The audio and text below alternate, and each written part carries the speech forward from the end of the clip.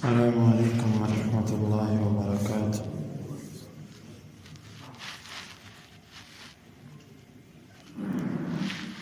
نحمده ونستعینه ونصلی علی رسوله الکریم، اما بعد۔ باب ان احال دین المیت علی رجل جاز۔ اگر کوئی شخص میت کا قرض کسی دوسرے پر حوالہ کرے تو یہ جائز ہے۔ وَإِذَا أَحَالَ عَلَى مَلِيءٍ فَلَيْسَ لَهُ رَدٌّ، اور جس وقت قرض خواہ کو کسی مالدار کے سپرد کیا جائے، اس کے حوالے کیا جائے کہ اس کا قرض فلاں سے لے لو، تو اس کو نہیں جائز کہ وہ اس کو رد کرے۔ امام بخاری کہتے ہیں کہ ہمیں بیان کیا محمد بن یوسف نے، وہ کہتے ہیں ہمیں بیان کیا سفیان نے ابن ذکوان سے، وہ اعرج سے، وہ ابو ہریرہ رضی اللہ عنہ سے، وہ اللہ کے نبی صلی اللہ علیہ وسلم سے آپ نے فرمایا: مطل الغنی ظلم ومن اتبع علی ملی فلیتبع۔ مالدار آدمی کا ٹال مٹول کرنا ظلم ہے، اور جو کسی مالدار کے پیچھے لگایا جائے اس کو چاہیے کہ وہ اس کے پیچھے لگ جائے۔ حدیث کی وضاحت تقریباً کل ہو چکی کہ قرض خواہ کو اگر یہ کہا جائے کہ آپ اپنا قرض فلاں بندے سے وصول کرو تو اس کو چاہیے وہ اس سے وصولی کرے، لیکن اس کے لیے شرط یہ ہے کہ دونوں بندے آمنے سامنے بیٹھیں، بلکہ تینوں بندے، مقروض جس نے قرضہ دینا ہے، قرض خواہ جس نے قرضہ لینا ہے، اور تیسرا وہ شخص جس کے اوپر ڈالا جا رہا ہے قرضہ، یہ تینوں بیٹھیں اور مقروض کہے جناب میں نے جو آپ کے پیسے دینے ہیں وہ آج کے بعد میں نہیں، یہ صاحب دیں گے، وہ کہے ہاں بھائی اس کے پیسوں کا میں ذمہ لیتا ہوں۔ یہ ہے اصل طریقہ۔ تو اس طریقے سے اگر وہ اس کے ذمہ کرے تو اس کو چاہیے کہ وہ مان جائے، یہ نہ کہے کہ نہیں میں نے تجھے قرض دیا اس سے تو لے کے دے مجھے، یہ طریقہ ٹھیک نہیں ہے۔ وہ کہے چلو ٹھیک ہے، اس نے اقرار کر لیا بس ٹھیک ہے، وہ اس سے ہی وصول کرے۔ باب اذا احال دین المیت علی رجل جاز۔ یہ باب ہے کہ جب کوئی شخص میت کا قرض کسی کے حوالے کرے تو بھی جائز ہے۔ امام بخاری کہتے ہیں کہ ہمیں بیان کیا مکی بن ابراہیم نے، وہ کہتے ہیں ہمیں بیان کیا یزید بن ابی عبید نے سلمہ بن اکوع رضی اللہ عنہ سے، وہ کہتے ہیں کہ ہم بیٹھے ہوئے تھے نبی صلی اللہ علیہ وسلم کے پاس، اذ اتیا بجنازۃ، اچانک ایک جنازہ لایا گیا، فقال صلی علیہا، انہوں نے کہا اللہ کے رسول اس پر نماز جنازہ پڑھا دیں۔ فقال حل علیہ دین، آپ نے پوچھا کیا اس جنازے والے پر میت پر قرض تھا؟ انہوں نے کہا نہیں۔ قال فہل ترک شیئا، اس نے کوئی اپنا ترکہ چھوڑا ہے وراثت؟ انہوں نے کہا نہیں اس نے چھوڑا بھی کچھ نہیں ہے، اس کے پاس تھا بھی کچھ نہیں اور اس نے دینا بھی کسی کا کچھ نہیں تھا۔ فصلی علیہ، آپ نے اس پر نماز پڑھا دی۔ ثم اتی بجنازۃ اخری، پھر ایک اور جنازہ لایا گیا، فقالوا یا رسول اللہ صلی علیہ، انہوں نے کہا اللہ کے رسول اس پر نماز پڑھ دیں۔ قال حل علیہ دین، کیا اس پر قرض ہے؟ قیل نعم، کہا گیا جی ہاں اس کے ذمہ قرض تھا۔ قال حل ترک شیئا، اس نے کوئی مال چھوڑا؟ قالوا ثلاثۃ دنانیر، 3 دینار یہ بندہ چھوڑ کے فوت ہوا ہے۔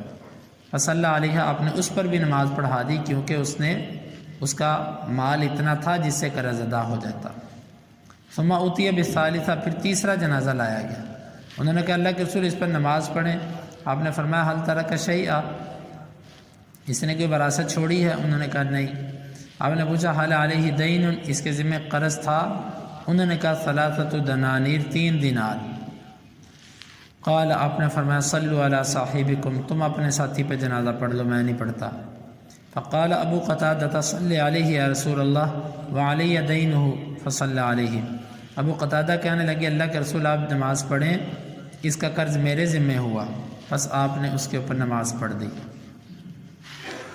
باب کے ساتھ حدیث کا تعلق یہ ہے کہ میت فوت ہو چکی ہے، آپ نے اس کا قرض ابو قتادہ کے حوالے کر دیا کہ تم اس کا قرض اتارو گے۔ انہوں نے کہا میں اس کا قرض اپنے ذمہ قبول کرتا ہوں، یعنی کہ میت کا قرض بھی کسی زندہ آدمی کے ذمے لگایا جا سکتا ہے، لیکن جب لگایا جائے تو پھر اس کے لیے یہ نہیں ہے کہ وہ قرض اپنے ذمے لینے کے بعد یہ کہے کہ اس کی وراثت میں سے مجھے اب یہ قرض پورا کر کے دو، یا تو وہ واضح کرے کہ وقتی طور پہ میں دے دیتا ہوں، بعد میں اس کی وراثت میں سے یہ پیسے مجھے واپس کرنے ہیں، یہ بطور ادھار ہے۔ اگر وہ ایسے واضح نہیں کرتا تو پھر بعد میں وہ یہ دعویٰ نہیں کر سکتا کہ اس کا قرض میں نے اتارا تھا، اب اس کی وراثت میں سے مجھے اتنے اتنے پیسے دو۔ یہ جمہور کا موقف ہے، جمہور اہل علم کا یہ موقف ہے۔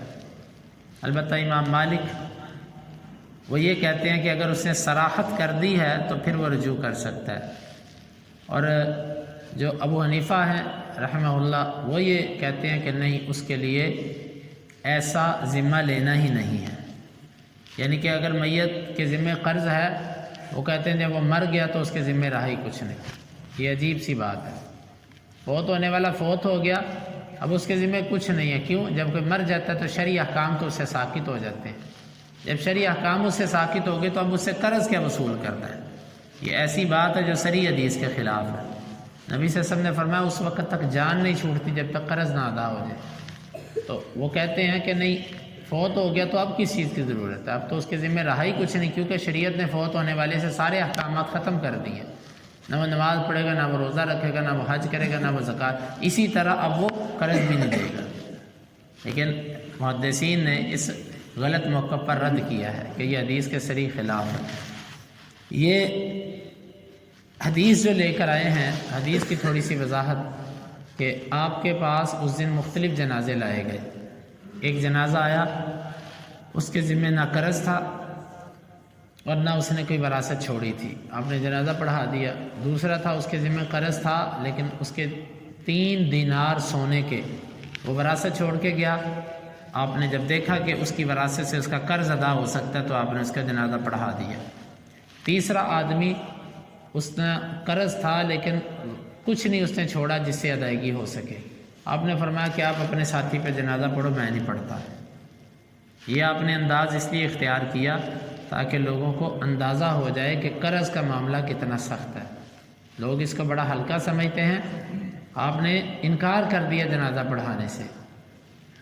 تو ایک صحابی کہنے لگے اللہ کے رسول وہ میرے ذمہ ہو گئے۔ بعض روایت میں آتا ہے 2 دینار تھے، 2 دینار تھے، اور بعض روایت میں آتا ہے 3 دینار تھے، جن میں ابن حجر رحمہ اللہ کہتے ہیں کہ 2 سے کچھ زائد تھے اور 3 سے کم تھے۔ قصر گرایا، چھوٹا عدد گرا کر کسی نے 2 کہہ دیا، کسی نے 3 کہہ دیا۔ تو بہرحال یہ قرض تھا، صحابی نے کہا اللہ کے رسول میرے ذمہ ہو گیا۔ آپ نے فرمایا ٹھیک ہے، آپ نے نماز جنازہ پڑھائی۔ کچھ دنوں بعد ابو قتادہ ملے، آپ نے فرمایا تو نے قرض ادا کر دیا؟ کہنے لگے اللہ کے رسول اب کیا ہے میں نے۔ آپ نے فرمایا کہ الآن برت جلدہ، اب تو نے اس کے جسم کو آرام دیا، یعنی کہ ذمے لینے سے بھی بات نہیں بنی، قرض تو نے اب ادا کیا ہے اور میت کو سکون بھی اب ملا ہے۔ تو اس سے معلوم ہوا کہ صرف خالی ذمے لے لینے سے قرض میت کی جان نہیں چھوٹ جاتی جب تک ادائیگی نہ ہو جائے۔ تو یہ شروع اسلام میں تھا، بعد میں جب فتوحات ہو گئیں اور مال وافر ہو گیا، پھر اللہ کے نبی نے یہ طریقہ اپنایا تھا کہ جو بھی مسلمان فوت ہوگا، اگر اس کی وراثت میں سے اس کا قرض ادا نہیں ہو سکے گا تو اس کی جو قرض ہوگا وہ بیت المال کے ذمے، یعنی مسلمانوں کا بیت المال، مسلمانوں کا خلیفہ اس کا قرض ادا کرے گا۔ تو یہ ایک اسلامی حکومت کا حق بنتا ہے کہ وہ فوت ہونے والے شخص کے ذمے جو قرض ہے اس کو وہ خود ادا کرے۔ یہ اس وقت تھا جب فتوحات ہوئیں۔ باقی جان بوجھ کر ایسا نہیں کرنا چاہیے کہ میں قرض لے لیتا ہوں، میرا قرض حکومت کے ذمے، جان بوجھ کے ایسا نہیں کرنا چاہیے۔ البتہ اگر قرض بگڑ جائے، بگڑنے سے مراد آپ کے بس سے باہر ہو جائے، اتر نہ سکے اور آپ کی نیت ہو دینے کی، تو اس صورت میں پھر اللہ تعالیٰ سبب بنا دیتا ہے۔ اور یہ مسئلہ بھی واضح رہے کہ فوت ہونے والے کی وراثت تقسیم ہونے سے پہلے اس کا قرضہ اتارا جائے گا۔ اکثر لوگ وراثت لے کر رشتہ دار سائڈ بھی ہو جاتے ہیں اور قرضے لینے والے بیچارے پھرتے رہتے ہیں۔ یہ میت کے دشمن ہوتے ہیں، میت کو آگ میں پھینکنے والے ہوتے ہیں کہ وہ جلتا رہے ادھر قبر میں اور ہم اپنا الو سیدھا کر لیں۔ تو یہ سب سے پہلے اس کے جو بھی وہ ترکہ چھوڑ کے گیا ہے، حتیٰ کہ وہ گھر بھی چھوڑ کے گیا ہے نا جس میں اس کے بچے رہ رہے ہیں، تو یا تو ورثاء اس کا خیال کرے، اگر نہیں تو قرض کی ادائیگی میں وہ اس کا گھر بھی سیل ہوگا، کیونکہ وہ اس کی وراثت ہے، وہ اس کا ترکہ ہے۔ ترکہ اب تقسیم ہونا ہی ہونا ہے، بچوں کے اندر تقسیم ہونا ہے۔ جب تقسیم ہونا ہے تو وہ یا تو ان میں سے کوئی ایک خریدے گا یا اس کو بیچ کر اس کے پیسے ان میں تقسیم کیے جائیں گے۔ تو ان میں تقسیم ہونے سے پہلے اس کا قرضہ اتاریں گے، قرض سے جو بچے گا وہ بطور وراثت تقسیم ہوگا۔ بلکہ یہاں تک کہ اگر اس کا قرض زیادہ تھا اور اس کا چھوڑا ہوا ترکہ کم تھا تو یہاں پر بجائے رشتہ داروں کو دینے کے ان سے لیا جائے گا کہ لاؤ دو اس کا قرض اتارو۔ تو یہ حدیث ہے۔ حوالہ کے بارے میں کسی کے ذمہ لگانے کے بارے میں دو چار باتیں مزید ہیں جو انشاءاللہ کل کے درس میں اللہ تعالیٰ سے دعا ہے کہ اللہ تعالیٰ اس پر عمل کی توفیق عطا فرمائے۔ اللہم انفعنا بما علمتنا وعلمنا ما ينفعنا وزدنا علما وآخر دعوانا ان الحمد للہ رب العالمین۔ حدیث نمبر 2288 99۔